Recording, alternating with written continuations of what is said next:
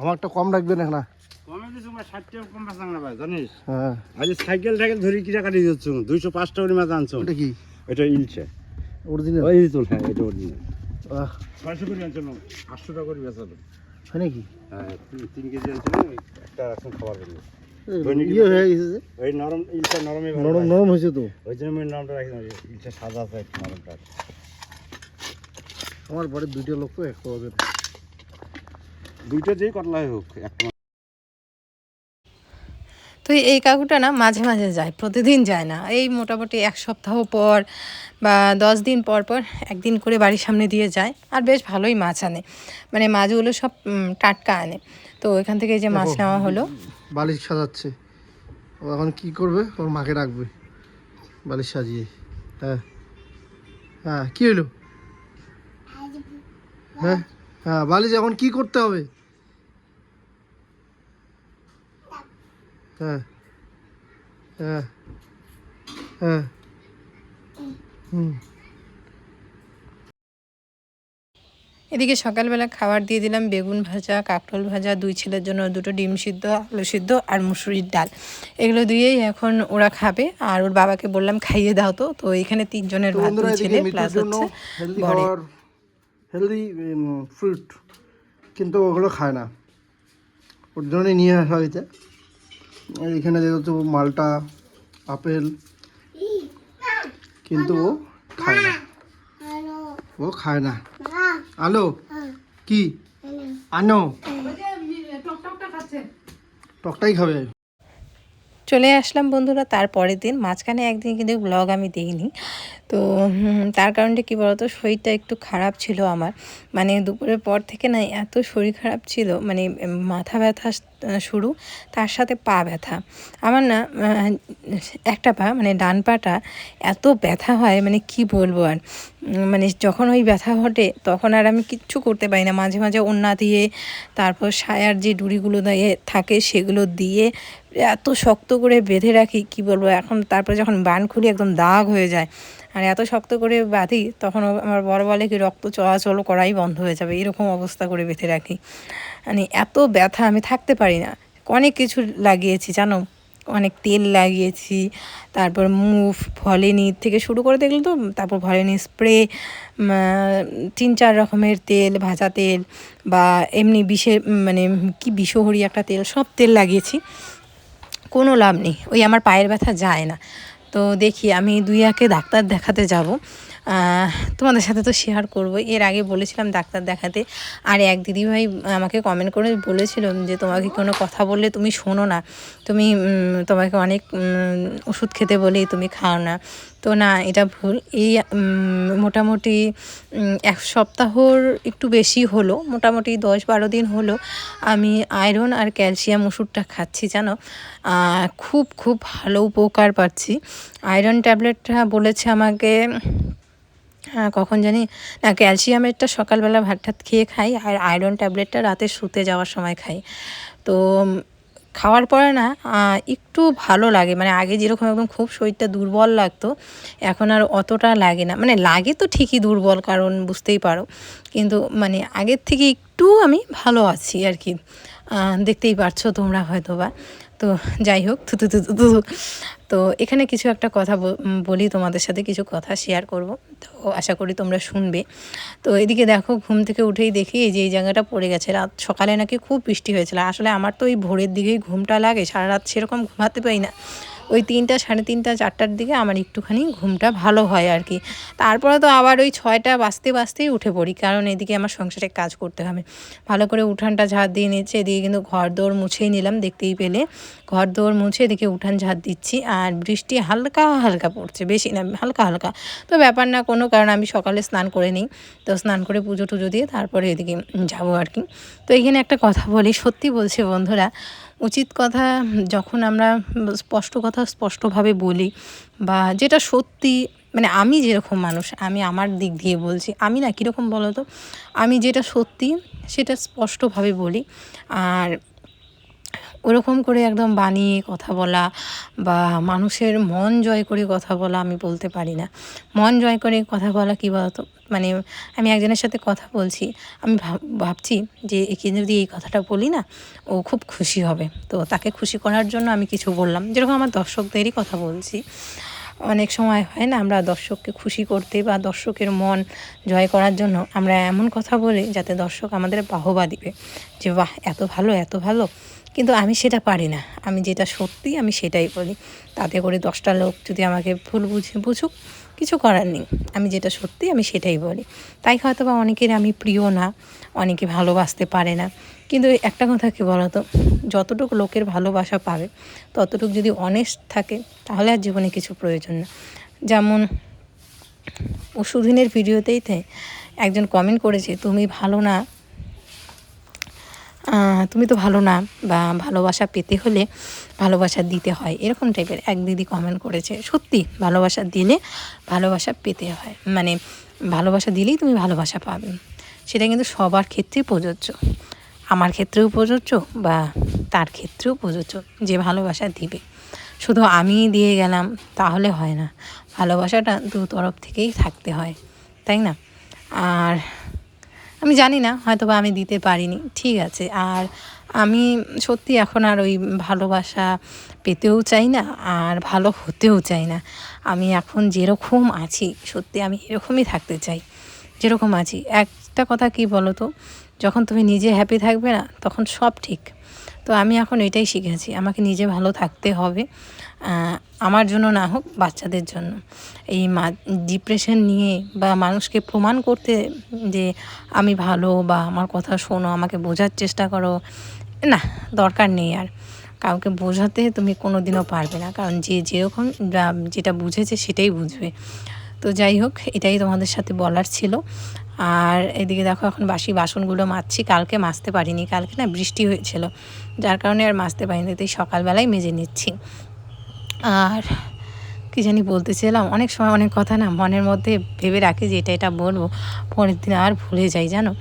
তো যাই হোক বন্ধুরা, তোমরা যারা আমার ভিডিও দেখো প্রতিনিয়ত তারা অনেক ভালো কমেন্টই করো, কারণ তোমরা শুরু থেকে দর্শক, তোমরা সব শুরু থেকেই দেখেছো। তো এটাই বলবো, নিজেকে সবসময় ভালো রাখার চেষ্টা করো, তাহলে দেখবে তোমার মনও ভালো থাকবে, প্লাস তোমার শরীরও ভালো থাকবে। আর নিজে যদি চিন্তা ভাবনা এগুলোতে ডুবে থাকো না, তাহলে শরীরও খারাপ করবে। আমার এখনকার ডেলি লাইফ, আমি সকাল থেকে সারাদিন যতটুকু কাজ, বুঝতেই পারো, সারা সংসারের কাজ করতে হয়, করে তারপরে না যতটুকু টাইম পাই আমি গান শুনি, ভালো ভালো ভিডিও দেখি, অনেক ব্লগগুলো দেখি, অনেক ভালো ভালো ভিডিও দেখি। তো যার কারণে আমার মন ভালো থাকে। আর তার থেকেও বেশি মন ভালো করার দুটো ওষুধ আমার কাছে আসে, সেটা হচ্ছে মিতাঞ্জ আর মিথিল। মানে ওদেরকে নিয়ে যতটা সময় কাটাই সারাটা দিন, অন্য কিছু ভাবার কোনো সময়ই পাই না, স্কোপই পাই না। এবার বলছি আরেকটা কথা, অনেকেই মাঝে মাঝে কমেন্ট করে বলো তুমি সারাদিন এত কাজ করো, একটা কাজের লোক।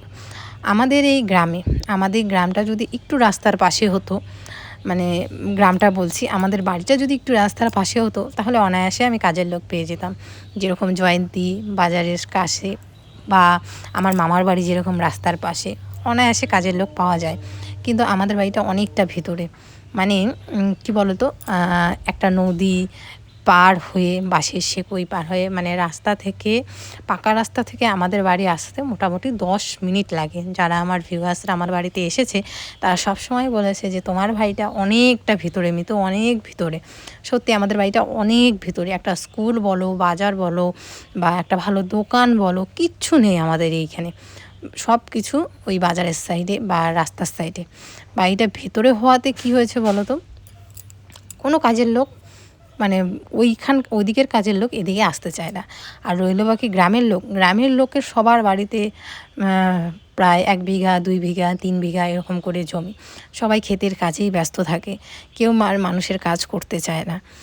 আর এই সংসারের কাজ, মানুষের এঁটো বাসন ধোয়া, জামা কাপড় ধোয়া, এগুলো কেউ করবে না। বাচ্চা দেখা, বাচ্চা দেখতে গেলে বুঝতেই পারো, বাচ্চা হিসু করবে, পটি করবে, বা বাচ্চাকে সারাদিন দেখতে, কেউ দেখবে না গো, কেউ দেখে না, এরকম না যে আমরা খুঁজিনি। আমাদের পাশে একটা পিসি আছে, তোমরা জানোই যে পিসিটা কোনো অনুষ্ঠান হলে অবশ্যই হেল্প করে ওই পিসি। কিন্তু আমরা বলেছিলাম ওই পিসিকে যে পিসি আমাদের বাড়িতে কাজ করবে, তো বলে যে না বৌমা, ওনার জমি আছে, ছাগল আছে, তো আর মানুষের কাজ করবে, ক্ষেতের কাজ বলতে যেরকম ধান লাগানো, ধান কাটা, ধানের ক্ষেত পরিষ্কার করা, এগুলো কাজ করবে, কিন্তু সংসারের কাজ বা বাড়ির কাজ এগুলো করবে না। যদি রাস্তার সাইডে থাকতাম সেরকম লোক পেয়ে যেতাম, কিন্তু এখানে পাই না, যার কারণেই কিন্তু রাখা হয় না। অবশ্যই রাখা যায়, এমন না যে রাখতে পারবো না বা রাখার মতো ক্ষমতা নেই। অনেকে বলে রাখার মতো ক্ষমতা নেই, টাকা দিতে হবে, তো যে না দিদিভাইরা, টাকা দেওয়ার মতো সত্যি বলছি আগে পরিস্থিতি ছিল না, কিন্তু এখন পরিস্থিতি আছে, কিন্তু পাই না, যার কারণে রাখা হয় না। যখন মিতাংশ ছোট তখনও একটা কাজের লোক খুঁজেছিলাম, তার কারণ বলছি, তার কারণ মিতাংশ হওয়ার পরে 1 মাস পরে কিন্তু আমার শাশুড়ির অপারেশন হয়েছে। অপারেশন হওয়ার পরে উনি তো এখানে ছিল না, তো আর আমার কিন্তু সেলাইটা পেকে গেছিলো, তোমরা জানোই, যার কারণে মিতাংশ হওয়ার পরে ধোয়া কাচা, একটা ছোট বাচ্চার ধোয়া কাচা কত থাকে, সব কিন্তু আমার বর ধোয়া কাচা করেছিল 3 মাস অবধি, আমি কিন্তু করতে পারিনি। তো তখনও একটা কাজের লোক খোঁজা হয়েছিল, তখনও পাইনি।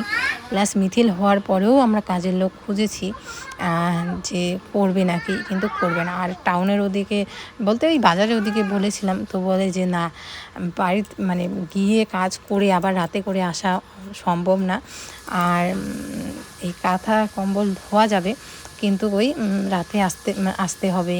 আর আমাদের বাড়িতে তো ঘর নেই যে আমরা বলবো যে আমাদের বাড়িতেই থাকো, একটা ঘরে বাবা থাকে, একটা ঘরে আমরা থাকি, একটা ঘরে শাশুড়ি থাকে, তো কিভাবে সম্ভব বলো? আর সেই জন্যই পাইনি। হ্যাঁ,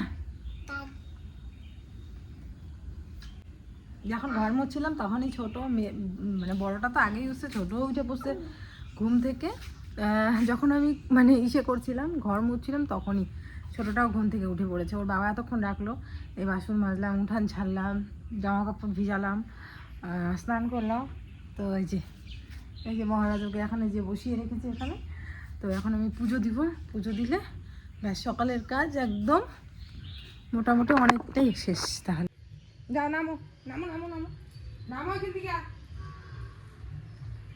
যাও, গাড়ি চালাও দাদা।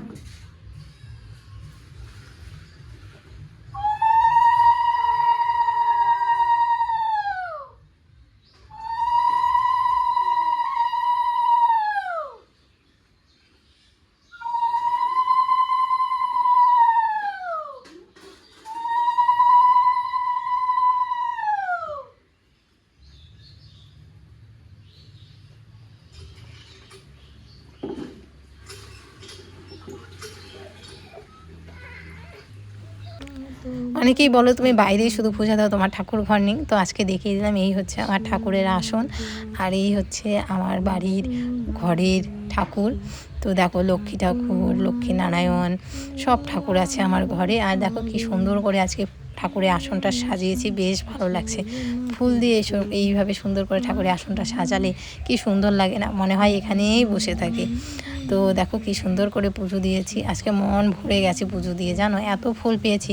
আসলে সকালবেলা প্রতিদিনই আমি ঘুম থেকে উঠে সংসারে কাজ করে এই 7টা সাড়ে 7টার মধ্যে আমি পুজো দিয়ে দিই, যার কারণে অনেক ফুল পাই আমি। তো সেই ফুল দিয়ে, আর আশেপাশে সবার বাড়ি থেকেই ফুল আনি। তো অনেক পিসি তো আবার রেখেও দেয় আমার জন্য ফুল, বলে যে প্রতিদিন আসে বৌমা, তো অনেক সময় তুলেও রেখে দেয়, বলে নিয়ে যাও, এই যে ফুল ওখানে রাখা আছে, নিয়ে যাও। দেখো বন্ধুরা, মিতাংশের কি অবস্থা। হ্যাঁ, ওকে এখন আমি স্নান করায় দিব, কারণ কিচ্ছু উপায় নেই, ও সার্ফের জল ধরতেছে। দেখি দেখি দেখি কি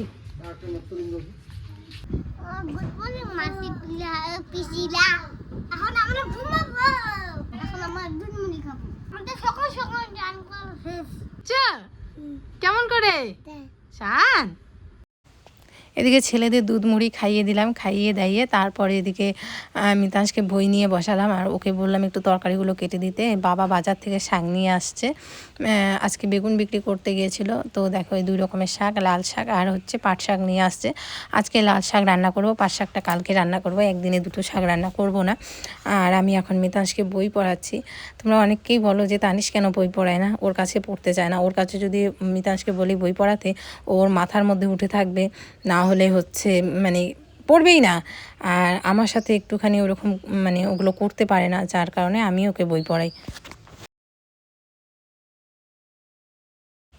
এদিকে মিথিল দেখো শুয়ে আছে, মন খারাপ হয়েছে, কারণ কি দিয়ে জানি ওকে একটু আমি বকা দিয়েছি, যার কারণে মন খারাপ করে শুয়ে আছে। এইভাবে মাঝে মাঝে মন খারাপ করে। ওয়েদার দেখে মনে হচ্ছে না আজকে বেশি রৌদ্র উঠবে, যদিও ওঠে ওই দুপুরবেলার দিকেই উঠবে।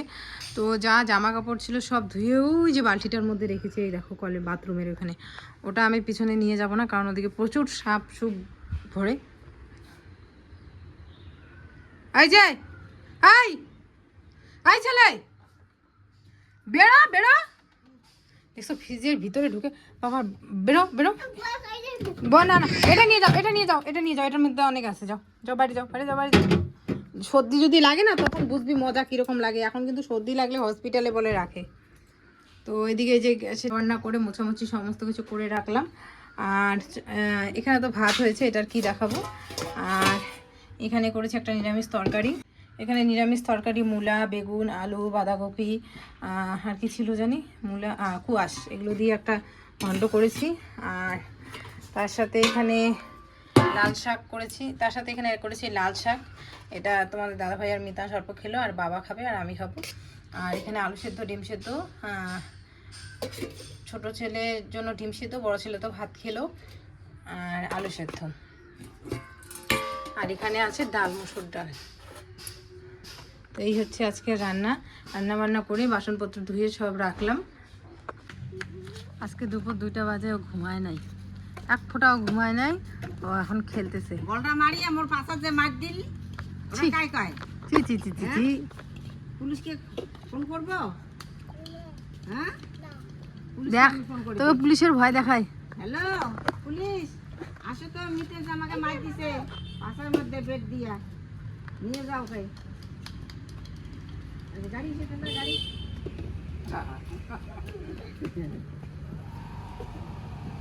বাড়ি যে তোমার রান্না শেষ।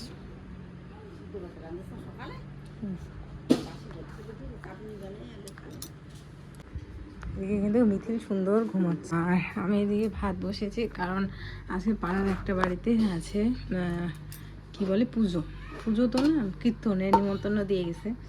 তো ও যেহেতু যাবে ওদের বাড়িতে, মানে আমার বর যেহেতু যাবে, ছেলেরা বাচ্চারা আমরা সবাই খাবো।